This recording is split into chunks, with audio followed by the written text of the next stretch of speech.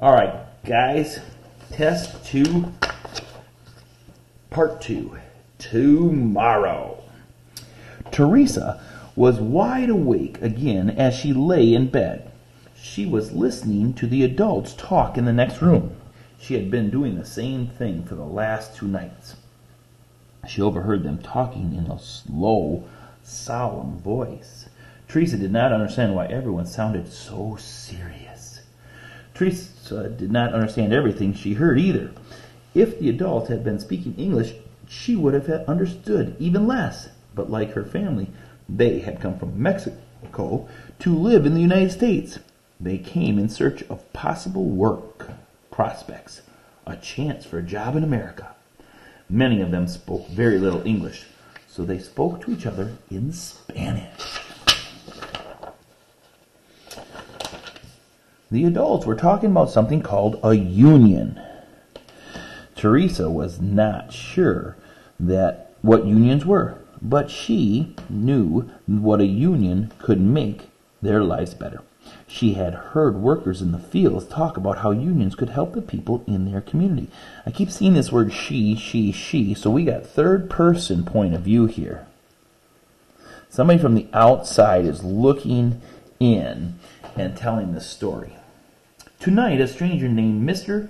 Ramirez was doing most of the talking. Teresa did not know who he was. She heard someone say he had become a citizen of the United States. Teresa had heard her parents use that word before. When they spoke the word citizen, they were always hope and longing in their voices. Now we know how they feel.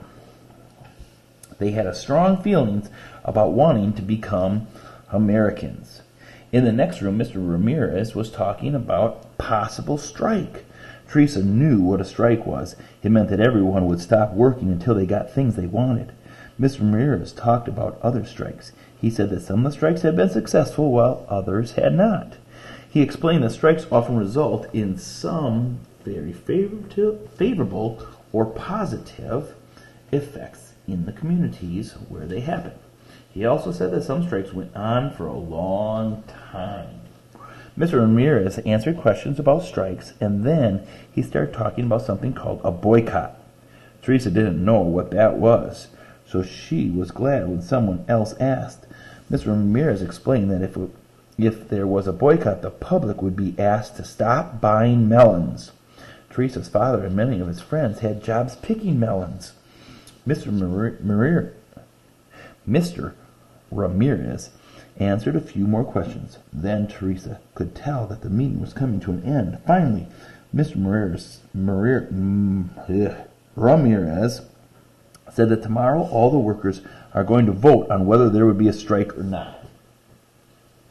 He told them things about everything he said, because tomorrow was going to be a very important day. After everyone left, Teresa lay in bed. She was still unable to fall asleep. She was thinking about tomorrow. Number 11. Who is the narrator of the passage? Is it Teresa? Did she say I? Is it Teresa's mom? Is it an outside observer or Mr. Ramirez? I think I gave that one away in my video. Number 12. Read the sentence from the passage. She overheard them talking in low, solemn voices. Teresa did not understand why everyone sounded so serious. Which word means almost the same as solemn in the sentence below? Foreign, low, noisy, and serious. And don't pick serious. I know that's in the sentence here, but we're going to pick one of the ones in the context clues that help you think solemn. Why is Teresa glad when somebody asks what a boycott is? She did not know what the word means. She worried the adults know she was listening to them. She wanted to see if Mr. Ramirez knows what it means. She thinks she knows what it means and wanted to check. Number 14. If the passage was written from Teresa's parents' point of view, so mom and dad who were at this meeting, what would they know?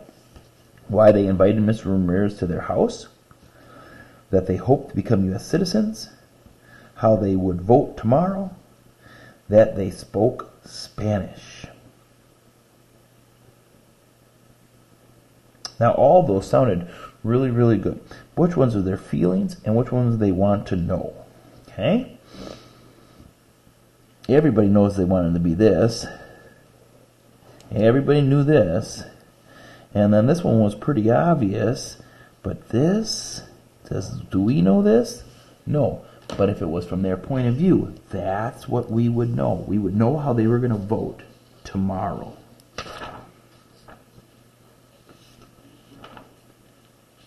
Number 15. Read the sentence from the passage. They came in search of possible work prospects or a chance to have jobs in America. What does prospects mean? Chance, possible, search, work. Well, it wouldn't be work. So that one's out. Okay? There's some context clues that should help you figure out what prospects are. 16, it says, read the following sentence from the passage. When they spoke the word citizen, there was always hope and longing in their voice. They had a strong feelings about wanting to become Americans. What is the meaning of longing in the sentence above? Strong feelings about something? A dream about what has happened? Knowledge about an important event? A speech about what it means to be a citizen. That one's got the word citizen, but that's just a trick. Don't pick that one.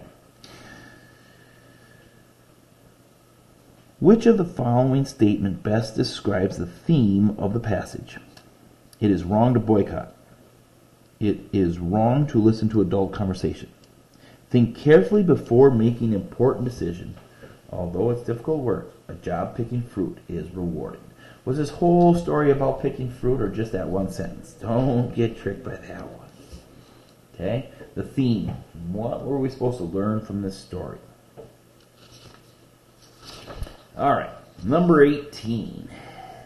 Read this sentence from the passage. He explained that strikes often resulted in some very favorable or positive effects in the community where they happened. What word means the same as favorable? Context clues give this one away. That one's very easy. 19. Which is the best describes Teresa's feelings in the story?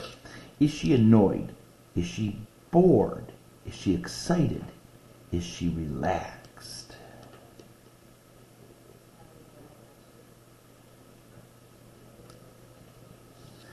All right. And number 20. Read these sentences from the passage. Mr. Ramirez explained that if there was a boycott, the public would be asked to stop buying melons. Teresa's father and many of their friends had jobs picking melons. Boycott is the choice to not buy something, talk to someone, not eat fruit, work. Don't pick this one just because it's dealing with melons. That might confuse you. Okay, what does boycott mean? All right, guys, part 2 done. That section was a little bit quicker. Our essay's coming up in our third video. Hey, by the way, a few of you skipped that essay from last week. We sent it back in your packets. Make sure that you do it. It's worth 10 points. Watch our video from today. Take care of today's essay. It's in the back of this packet. And then go back and finish last week's.